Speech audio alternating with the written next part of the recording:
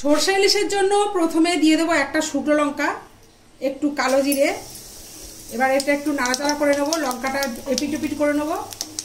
কালো সরষে, কাঁচা লঙ্কা, লবণ, হলুদ সব একসাথে মিশিয়ে দিয়ে দেবো।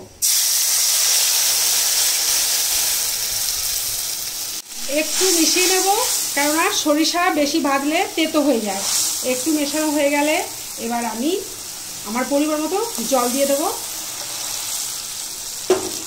জলটা ফুটে উঠেছে, এবার একটু নাড়াচাড়া করে দেবো। তারপর এবার একটু লবণ হলুদ, একটু লবণটা দেখে নেবে, আমার লবণ ঠিক আছে, আমাকে দেখতে হবে না। এখন মাছগুলোকে যে ভেজে রেখেছি দেখো সুন্দর করে কত তেল, মাছটার প্রচুর তেল। দেখো বন্ধুরা মাছটায় কত তেল বেরিয়েছে। দেখো এই যে মাথাটা দিয়ে দিলাম আগে। এবার এক এক করে মাছগুলো, সব মাছগুলোকে এবার দিয়ে দেবো। এখন এটাকে ঢেকে দেবো, কিছুক্ষণ রাখলেই 5 মিনিটে রান্না কমপ্লিট। সরষে ইলিশ তোমরা কিভাবে বানাও আমাকে একটু জানাবে। আমি এভাবে একদম সাধারণভাবে সরষে ইলিশ বানাই। উপর থেকে 2-1টা কাঁচা লঙ্কা চেরা এর মধ্যে দিয়ে দেবো, যদি কেউ ঝাল খায় বাড়িতে তাহলে তাদের জন্য এটা।